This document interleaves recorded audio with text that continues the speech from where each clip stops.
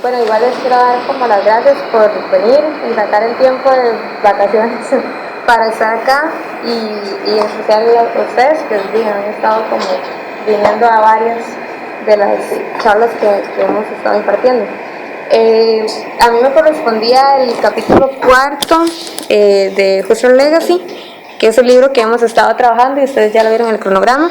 El capítulo cuarto sobre internalismo, externalismo y el idealismo trascendental. Yo sinceramente no voy a trabajar directamente con el texto, en realidad lo toco, pero digamos como bordeándolo, porque tengo como otras inquietudes que sí me surgieron a raíz del texto, pero que no se quedan como en él, porque igual las discusiones que ustedes vieron, que es justamente el legado interpretativo exegético, si queremos decirlo, de la recepción husserliana, específicamente en Estados Unidos, es donde vieron que es el núcleo donde se desarrollan los debates, pues ahí está bastante bien presentado por Zahavi y entonces en realidad no pretendo quedarme allí. Los contenidos que voy a abordar entonces son los malentendidos, porque eso me va a servir como un punto de apoyo para poder desarrollar lo que a mí me interesa, que es hablar un poco sobre el método, y no el método como por decirlo así, dilucidarlo desde Husserl o desde Heidegger, no, sino el método fenomenológico como tal, como método, como actividad. Y además sí sobresale bastante con respecto a los mismos malentendidos lo que es Husserl puesto en cuestión, porque la obra, como ustedes ya han visto, porque aquí la mayoría ya saben de fenomenología, ha tenido bastantes problemas interpretativos bastante graves, que de hecho esa fue mi primera impresión al acercarme al capítulo, porque yo decía, los malentendidos, ¿de qué surgen, verdad? ¿Desde dónde surgen? En esta lucha interpretativa surgen ya sea de una mala lectura por parte de la obra de Husserl, y ahí que entendemos como una mala lectura, que eso es lo que también quiero cuestionar acá, o digamos también de una reducción, no me refiero a una reducción fenomenológica, sino una reducción con respecto a los contenidos y los alcances de la fenomenología, ya sea por un recorte bastante brusco, o sea, bastante simplista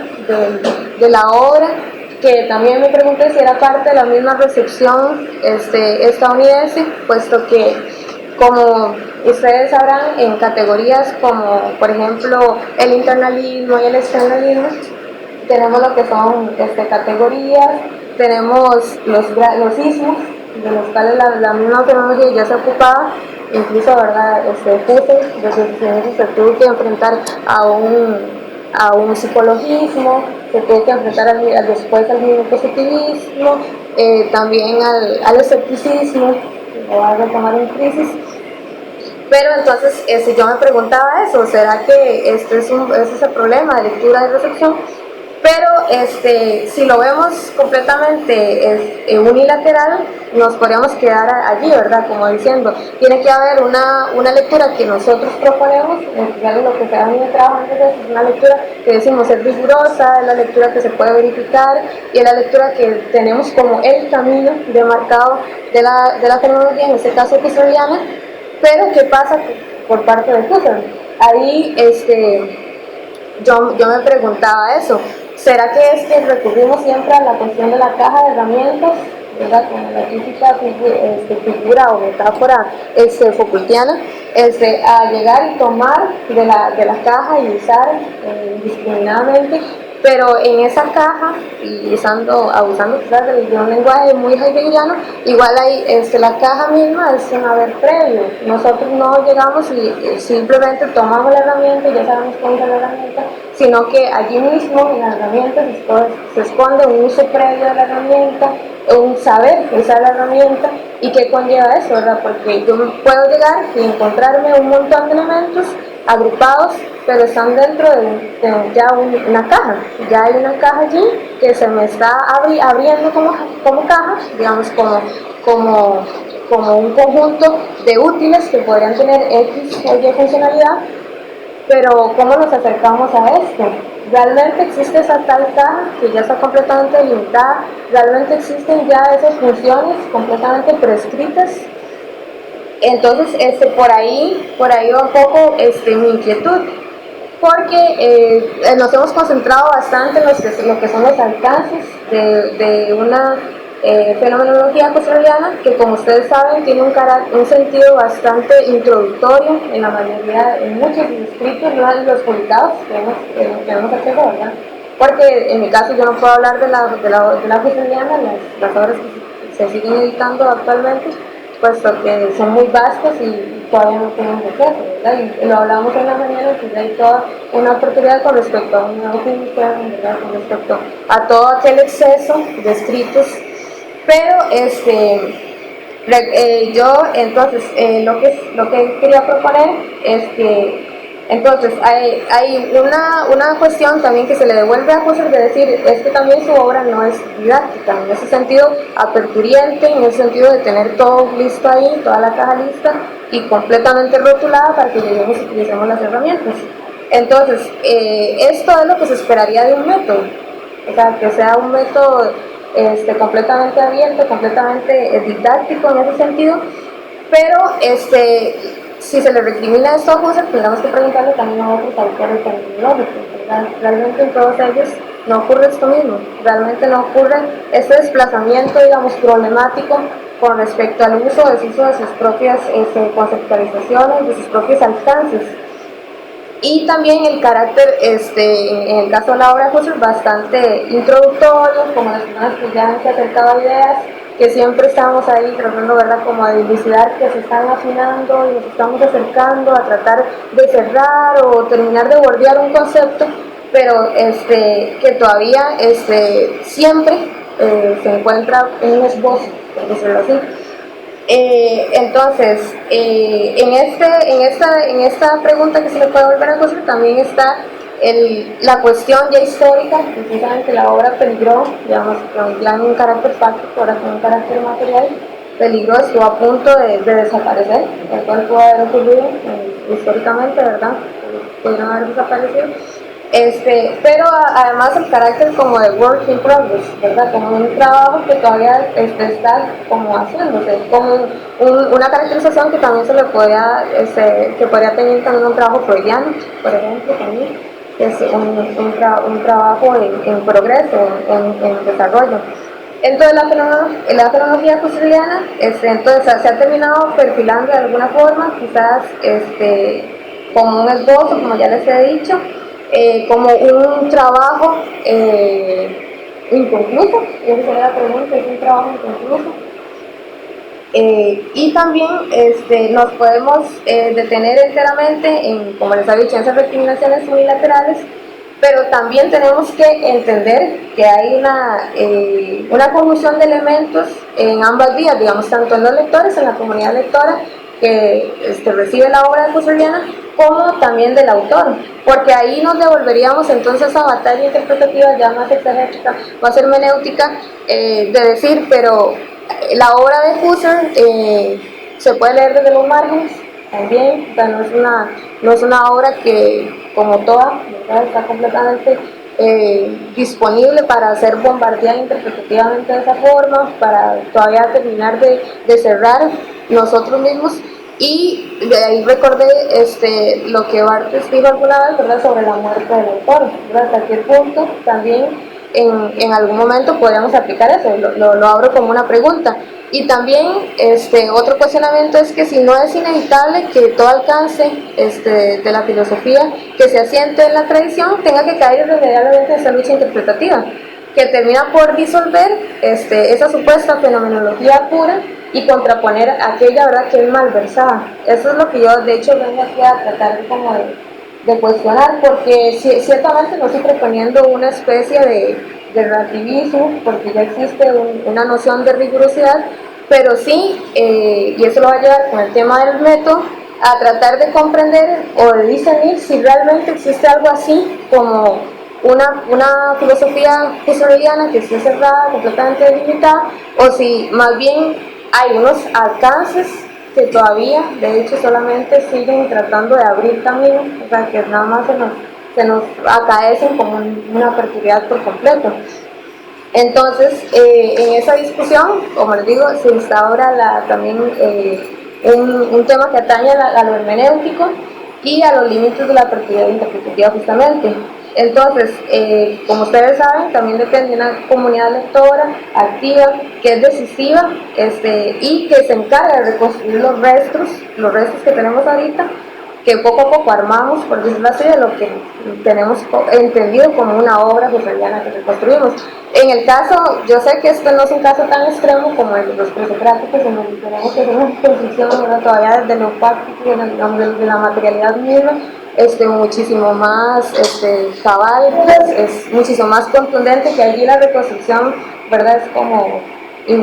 Es como lo que nos, digamos, interpela inmediatamente. Sin embargo, con la obra husserliana, me parece que igual, aun cuando muchos otros pensadores han estado abiertos, igual se trata de un estudio en donde nos ponemos aquí como quien es el más riguroso, como quien es el más exigente a la hora de tratar de cerrar o delimitar esa supuesta caja de herramientas que ya es la obra husserliana abierta para nosotros. Entonces, ¿hasta qué punto conocemos esa caja misma? Las herramientas son muy utilizables, les devuelvo la pregunta. Porque a simple vista entendemos dicha imagen, ¿verdad? Esa imagen del acto de poder utilizarlo. Sin embargo, ¿qué conlleva realmente usar esas herramientas? Y quizás podamos preguntarnos, y digamos, nos podríamos saltar de buenas a primeras, el haber previo de la caja, el para qué de las herramientas y el cómo es la accionalidad de ese para qué usar las herramientas. Sin embargo, siempre nos vamos a topar con que hay ambigüedad, que es esta cuestión de la ambigüedad. De hecho, lo retomé en Zahavi en el capítulo 4, cuando hay una intervención de Rudolf Werner, quien dice que el concepto de noema es ambiguo, ¿verdad? Esa es una de las determinaciones, y por eso decía que no puede ser completamente unilateral como abordamos esto.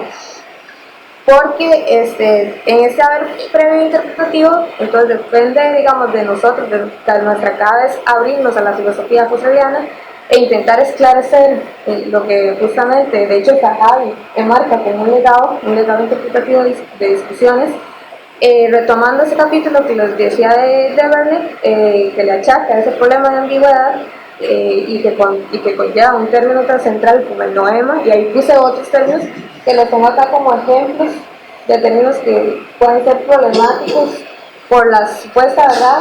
Lo pongo en suposición porque están todos, digamos, en este momento lo tengo como puesto entre paréntesis, por decirlo así, porque el mismo haber previo, o sea, esa misma caja de herramientas, en donde podríamos decir algunas de las herramientas o alcances, son esos mismos conceptos como el noema, la intencionalidad, la conciencia, lo trascendental, están ellos mismos tambaleando con respecto a ese cómo usarlos, con respecto a ese ser herramientas y cómo aplicarlos.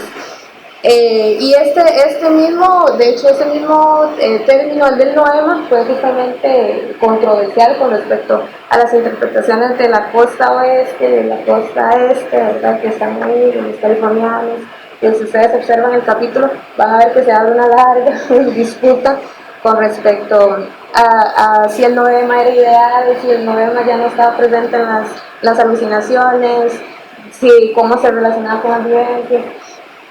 Entonces yo traté de rastrear un poquito me sirvió el libro, más que nada no es como que me van a hablar muchísimo el libro, sino para exponerles un poco que también, como damos por sentada esa caja ya completamente articulada, cerrada, el problema es que la obra husserliana incluso se podría leer como una obra en etapas, incluso con lo poco que hay ya, poco digo yo porque todo está en proceso todavía de ser traducido, de ser editado, todavía hay muchísimo.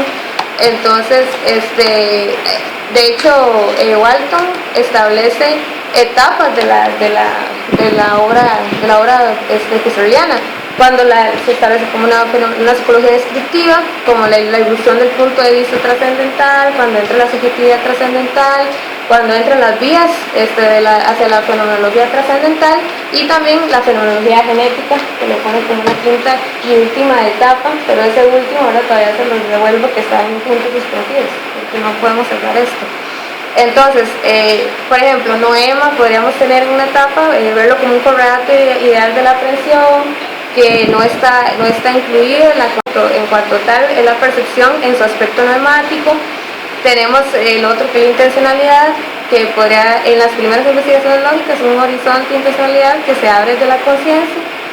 Y también hay una intencionalidad afectiva, se puede rastrear una intencionalidad instintiva, porque se abre desde la conciencia y desde la posibilidad del presente viviente. Entonces se abre, de hecho hay una noción desde la existencia y hay una noción también desde el fluir de las vivencias actuales. Entonces también está la intencionalidad dóxica, que tiene que ver con las creencias, que son modificaciones que se remiten a través de la intencionalidad no ética o la protodoxa o la creencia originaria, que eso está en la hegeliana, en la 9 y en la 15. Y también en la 17, que en las investigaciones lógicas, de hecho, eso es como una cita, que le faltó, dice, ¿verdad?, que le faltó una teoría de la intencionalidad de horizonte, cuyo papel omnideterminante se pone en manifiesto por vez primera en ideas. Esto de hecho lo estoy trayendo a colación para que se vea que poco a poco la obra de Hegel se iba perfilando. En realidad, por esto mismo habían grandes discusiones con respecto a la misma noción solucista, que era algo que estábamos viendo, y de hecho Orlando lo trajo a colación en la mañana, que verdad fue esa gran espera de 4 décadas por la publicación del segundo tomo de ideas, y que justamente lo que ocurrió fue eso. En realidad Husserl todavía estaba trabajando, centrándose bastante en lo que se puede decir una región más subjetiva, más yoica, sin hacer un salto hacia la intersubjetividad, y entonces aparece como un aparente solipsismo, se puede leer precipitadamente, y eso claramente que se lo podríamos reprochar a la comunidad lectora, pero también hay que ver por el otro lado que como un trabajo en proceso, ¿verdad?, hay cuestiones prácticas, históricas, que también intervienen en esa supuesta delimitación. Entonces el otro término, la conciencia de hecho, tenemos una que ya Lili nos había traído en las conferencias del día martes, que hablamos del algo en cuanto a algo, ¿verdad? También se puede leer una conciencia de horizonte, que es un horizonte universal, que tenemos el mundo como un horizonte universal, pero que igual hay diferentes modos de acceder al mismo, por eso puede haber una conciencia de mundo, que es una modalidad de la experiencia, en cuanto solo para la experiencia abierta para que se dé la correlación, digamos, la intuición de los objetos. Y la conciencia pura, que es trascendental, que es el yo puro, que eso habló más David. Por eso esto no me estoy metiendo muchísimo a cabalidad, solo para que vean que hay varias opciones y se pueden rastrear interpretativamente varias opciones, y por eso ahí cabe esa noción de la ambigüedad. Pero igual la ambigüedad no lo veo como algo en un sentido aquí con un calificativo negativo, sino justamente de una ambigüedad en el esbozo, más bien hay una potencialidad en la ambigüedad, ¿verdad? No lo veo como un reproche. Y lo mismo ocurre con lo trascendental. Con lo trascendental, el gran asunto, y ahí lo tocaré un poco, es con respecto a los ecos que hace el mismo término con la teoría kantiana, y que yo, como en la escala que les hablaba, corresponde mucho a la segunda etapa del pensamiento de Husserl, según la escala de Walton. Entonces, lo trascendente que se excluye en principio, de hecho cuando Husserl empieza en la idea de la tecnología en 1907, se excluye en principio por ser una ciencia de los fenómenos puros. Entonces, como fenómenos puros, en un inicio no hay trascendencia, todo es el fenómeno mismo. Pero después, analizando las cogitatios, que son diferentes a los fenómenos psicológicos, porque ya habíamos hablado con respecto al psicologismo, sino que también son fenómenos puros, también los cogitatios, entonces son excedentes al sentido inmanente real del aparecer de los fenómenos. Entonces se encierran de alguna forma en carácter trascendental. Entonces coinciden aparte con una inmanencia intencional, pero para que se vea que poco a poco se van perfilando. Luego están las denuncias que ustedes saben con las que entra la fenomenología, que no voy a repetir algunas que ya son ampliamente sabidas, como la misma dicotomía, ¿verdad?, de sujeto objeto, de realismo e idealismo, ¿verdad?, de racionalismo y empirismo. No voy a entrar con esas porque ya abarcan la tradición la que conocemos y ya ustedes se han iniciado bastante en la fenomenología. Entonces, pero sí me interesa muchísimo notar esto, que la fenomenología empezó como una psicología descriptiva.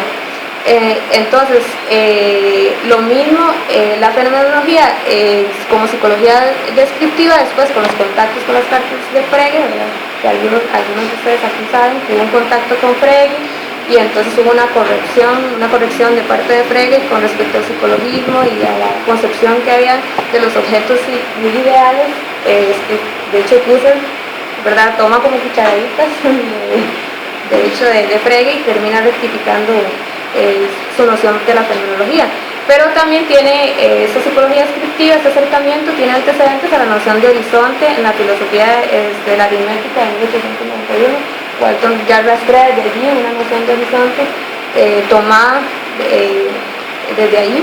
Y en el curso de invierno de 1891 y el 92, en donde tuvo contacto con las obras ya de la psicología descriptiva, se ve, digamos, con William James, que con los principios de la psicología, en 1890, y luego en Intención y Representación, escrito de 1893, es Intención y Representación, Intención y Planificación, describe la conciencia como garante de la multiplicidad en la unidad en cada instante.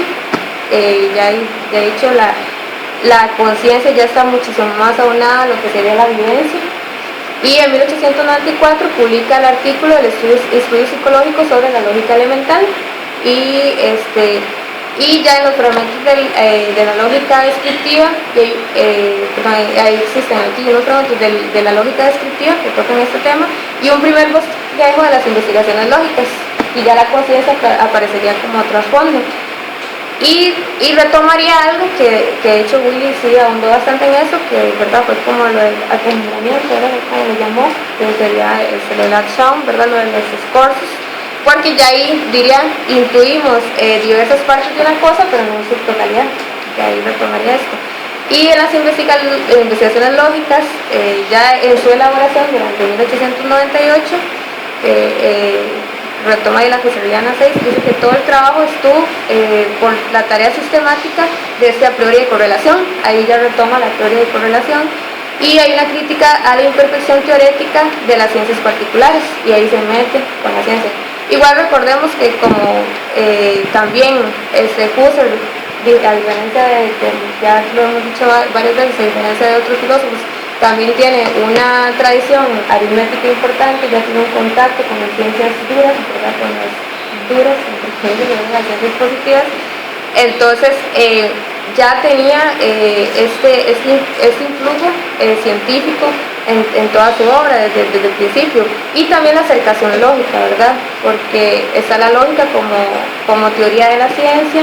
Ya ahí aparece, de hecho, en Ideas hay una crítica al psicologismo que es bastante pormenorizada, están las consecuencias empiristas del psicologismo, perdón, esas son las investigaciones lógicas, ¿no? Ya hay entonces las consecuencias empiristas del psicologismo, hay 3 consecuencias que presenta ahí, hay reputaciones, hay una interpretación psicologista de Mill y Spencer, hay un relativismo escéptico, el antropologismo de Sigvard y Edman, y hay una crítica al naturalismo que se acentúa en Ideas, ¿verdad?, siempre los últimos, el naturalismo, el psicologismo, y más adelante se incluye, como ya les he dicho, el escepticismo y el positivismo. Y ya la idea de la fenomenología en 1907, entonces termina abarcando, de hecho, lo trascendente. Y digamos, en este pequeño recorrido, lo único que quería que vieran era esto, ¿verdad?, el avance, y que no eran fijos los conceptos. Eso es lo que quiero que les quede, ¿verdad? Por eso estoy haciendo algo es como muy somero, no es como para hacer un pequeño recuento. Y ahora, luego está la novedad y la limitación lingüística. Ustedes saben que es un proyecto bastante ambicioso, porque aunque yo lo dije bastante rápido y como así ya lo vimos la dicotomía y demás, se está metiendo con toda la tradición, ¿verdad? Y una tradición grande, pesada, ¿verdad? Se está metiendo ahora en tiristas, se metió con Canning, se metió, es una tradición grande, grande, grande. Ciertamente, como ya lo hemos notado, no es muy arraigada a lo griego, más allá de haber hecho un proyecto científico, que hay ya, ¿verdad? Como esa mezcolanza de una ciencia que siempre está completamente articulada y que no sabemos en qué momento ya se hizo esa ruptura, que siempre nos preguntamos cómo fue que de repente ya todo se rompió y ya ahora tenemos una ciencia completamente especializada, completamente delimitada en un campo y tenemos la filosofía por otro. Eso es algo que, ¿verdad? Saber que ya llegó a hacerse una distinción abismal entre los dos, que ahora no sabemos ni cómo poner en el mismo renglón, ni cómo plantearnos si es posible un matrimonio, ni siquiera un matrimonio, sino un acercamiento tan siquiera entre ambas. Entonces eso es lo que retoman precisamente de los griegos, y saben que algunos términos también, ¿verdad? Como lo idético, desde ahí se toma la esencia. Pero el punto es que es un proyecto muy ambicioso, que se mete con una gran parte de la tradición filosófica, con la misma ciencia, y no solo para, ¿verdad?, para criticarla, sino para proponer un método completamente nuevo, pues una revolución tal cual. Por esto mismo no se encuentra el legado de la tradición que le antecede, aunque como es evidente en crisis el rango de pensadores, ¿verdad?, los cuales su referencia es corto, porque vemos que principalmente se mete con Descartes, con los científicos en una tradición de inglés y con Kant, ¿verdad? Pero básicamente eso es principalmente con lo que ¿verdad?, está siempre interactuando de tú a tú, más directamente. Luego ya vimos que se metió con las mismas esferas de debates de su época, pero ya en una tradición histórica, en ese sentido, pues con eso más que nada.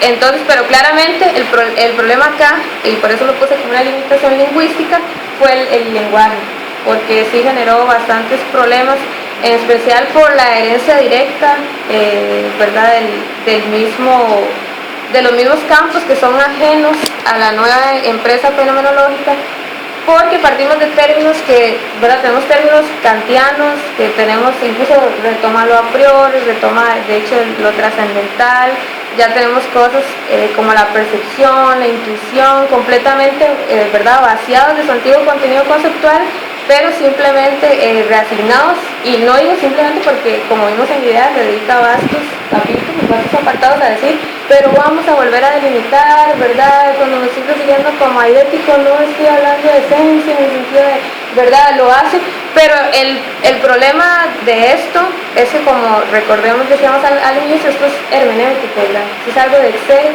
es algo interpretativo, claramente aquí es vital el lenguaje. Entonces, el salto no podía ser tan fácil, en acarrear todos estos problemas que ya hemos venido viendo con respecto a esa ambigüedad que ya vemos, al menos en esta recepción que se presenta en el capítulo de Cajal.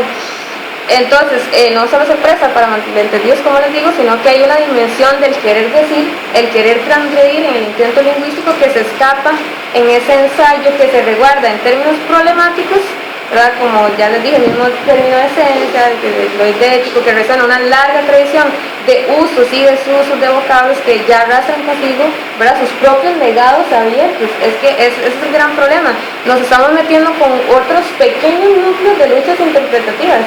Si ya en ese capítulo se ve un vasto, ¿verdad?, como campo de batalla interpretativo con lo que abrió Husserl, ya esos mismos vocablos que Husserl está trayendo, ya ellos mismos eran núcleos, eran centros de debates lingüísticos, interpretativos, exegéticos.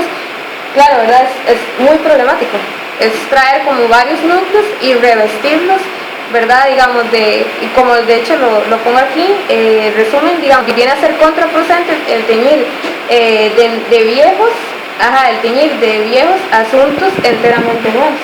Eso es lo que haría. O sea, más bien sería teñir, de hecho, con ropajes ya muy gastados, por decirlo así, súper gastados, que ya hasta en algún momento, incluso el mismo término que hoy veíamos problemáticos de la metafísica, que ya está incluso, de verdad, llegan a ser como esclachados, que usted se le escapan, no sabe ya que hacen referencia, y completamente revestidos de un nuevo método completamente revolucionario, novedoso, es problemático, ¿verdad? Ya me parece que metodológicamente, ya ustedes ahora me dirán, porque quiero como abrir discusión al respecto, qué opinan de esto, ¿verdad? De si lo ven tan problemático o no.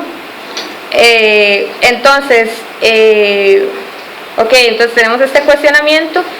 Y incluso en el parágrafo 58 de las investigaciones lógicas, Husserl destaca las conexiones con los varios pensadores, habla de Herbart, de Lotze, de Leibniz, pero principalmente enfatiza Kant, ¿verdad? Porque dice que retoma una distinción entre la lógica pura y la aplicada, pero dice rechaza el uso de los conceptos kantianos de entendimiento y razón, porque dice que son empleados nada más de forma mítica por Kant, ¿verdad? Y porque ya tienen también, ustedes saben que ya todo el sistema epistemológico, como está fundamentado en la cuestión de la razón, en la cuestión de la dicotomía, ¿verdad? Sujeto-objeto, ya está completamente puesto ahí, por decirlo así, en una actitud que no ha pasado la epogea, no ha pasado la reducción, entonces es problemática fenomenológicamente. Pero son meros indicadores de dirección, dice Husserl, son meros como indicadores formales, por decirlo así. Entonces advierte que allí dice no está del todo de acuerdo con el contenido de los mismos, pero dice que es un modus operandi, ¿verdad? Por decirlo así, que respecto a semi-contribuciones kantianas, que son meros indicadores y ilucinaciones categóricas, que son acercamientos exclusivos a la forma y no al contenido. Pero es problemático, ¿verdad? Es que esto no se puede hacer tan rápido, ¿verdad? No sé si, ¿verdad? Se ve, es problemático. Y ahora sí, ya casi va a terminar para poder abrir el debate. Y entonces, lo que a mí me interesaba, que era el método.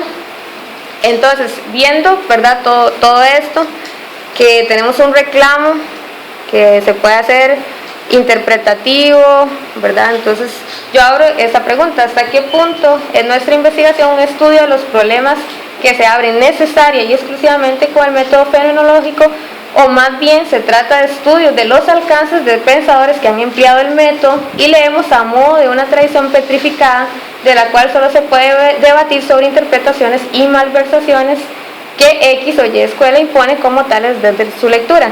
Porque como les vengo diciendo, aunque hay toda una cuestión metódica de rigurosidad para poder determinar, sigamos con la imagen de la caja, o sea, la caja y las etiquetas de cómo se usan las herramientas, en realidad vemos que esto no es así, e incluso ya hay fuertes problemas que no solo se le puede reprochar a una comunidad lectora activa, sino también a un autor, y a un autor que de por sí tiene un trabajo que todavía se está tratando de editar, todavía está en vías de interpretación.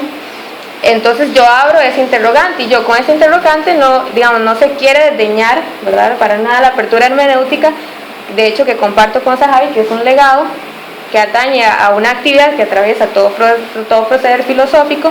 Sin embargo, se sigue resonando esta duda cuando el método mismo y los alcances terminan cercenando en formas cada vez más dispares no los resultados, sino el camino mismo que se supone trazado. Pues es inevitable que eso se desplieguen de varias formas e incluso que sean incompatibles entre sí. Más cuando vemos que de hecho la raíz misma interpretativa, ¿verdad? Ya es problemática por sí misma. Y que sean completamente incompatibles y irreconciliables. Y me refiero claramente al hecho de que es evidente en la recepción estadounidense, como citando solo un ejemplo, porque era el capítulo 4, en donde lo que se termina acuñando como un método fenomenológico es algo muy lejano a una propuesta que podríamos defender desde las interpretaciones de nosotros, al menos que de hecho hemos tratado acá de tener una noción como rigurosa o más aplomada, digamos, como más confiada, más segura en lo que grandes fenomenólogos ya han abierto, ¿verdad? Como una lectura de un Derrida, que sabemos que es bastante rigurosa, que son, por decirlo así, más confiables, ¿verdad? Más fidedignas de alguna forma. Entonces, esto no quiere decir que avalemos una lectura libre, ¿verdad?, entre comillas, o que no exista rigurosidad y en gran medida una claridad plausible de hallar en la obra, que se puede hallar en la obra husserliana y que no se encuentre en los percances, por ejemplo, la filosofía presocrática, que yo les ponía el ejemplo, ¿verdad? Pero lo cierto es que una cosa es el camino que que se dedica a estar construyendo la misma vía por la que se transita, a delimitarla, a protegerla y a mantenerla, y otra muy distinta a la que se dedica a andar sobre ella, a andar sobre su camino, ¿verdad?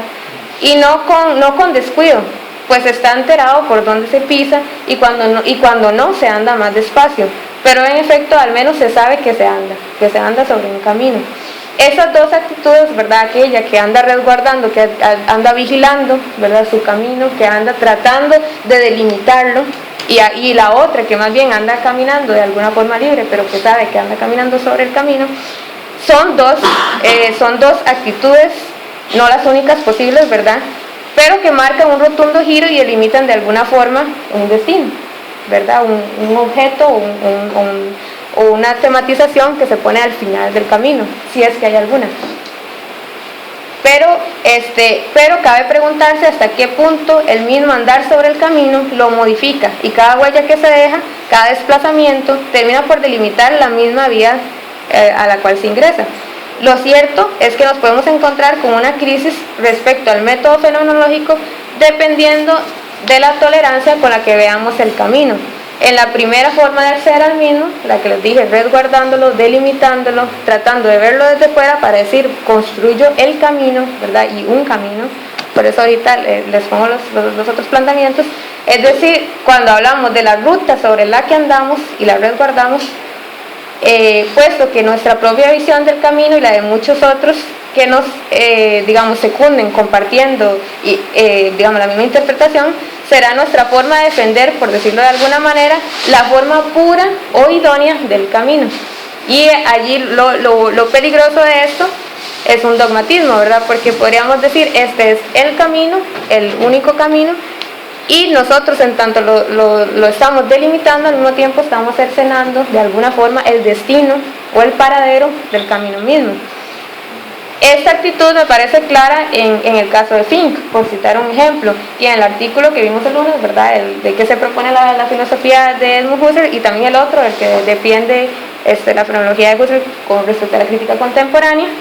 En esos dos se defiende efusivamente las ideas que el mismo Husserl verificó como suyas, incluso en persona, porque como ustedes vieron en el prólogo de la crítica contemporánea decía, no hay ni una palabra supervisora, como era el asistente, pues todo va bien, ¿verdad? Pues, yo estoy de acuerdo con lo que yo opino. Entonces, allí no puede haber clemencia sobre la necesidad de la reducción como acceso mismo al pensamiento, y así lo establece Fink, ¿verdad? Si no hay reducción, y eso lo dijimos hoy también en la mañana, parece no haber fenomenología. Pero otra cosa es un Fink de una obra como Todo y Nada, que es otro libro que tuve la oportunidad de leer, que más bien en su máscara introductoria, le llamo así, se dedica más bien a andar por el camino más allá que defenderlo. Entonces podríamos preguntar ahí mismo, ¿defenderlo de qué? Porque una cosa es defender de la crítica en un sentido argumentativo e interpretativo que, como les digo, no desdeño, porque es necesaria y se va a dar irremediablemente en el pensamiento filosófico que se juega en una comunidad lectora activa, y otra cosa es defender de la aniquilación o del peligro de muerte. En este caso me refiero de hecho a un peligro ya incluso fáctico con respecto a la obra de Husserl que ya me he referido, y que incluso pudo haber determinado la inexistencia por completo de lo que hoy entendemos como algunos vestigios o una reconstrucción del método fenomenológico desde Husserl. Pero debemos, por tanto, valorar en qué medida nuestra defensa tiene uno u otro objeto.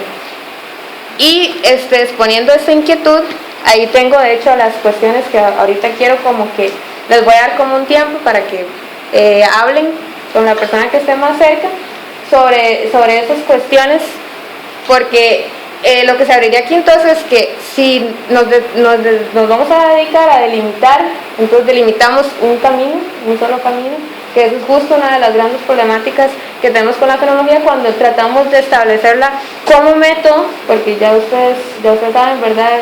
Incluso Heidegger llegó y agregó más pasos, por decirlo así, al método fenomenológico. Supuestamente igual podemos reconocer como en otros una reducción, pero el proceder es diferente, ¿verdad? Incluso después hay alejamientos. Entonces, o también confundimos el camino, ¿verdad?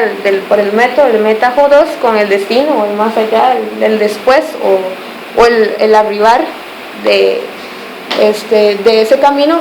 Si realmente se confunde, esta cuestión yo siempre la he tenido muy en cuenta, porque siempre he tenido esa duda de si el método, hasta qué punto el método modifica también su objeto, ¿verdad? Su objeto de estudio, y hasta qué punto igual ocurre viceversa. Entonces es otra de las cuestiones que quedan abiertas.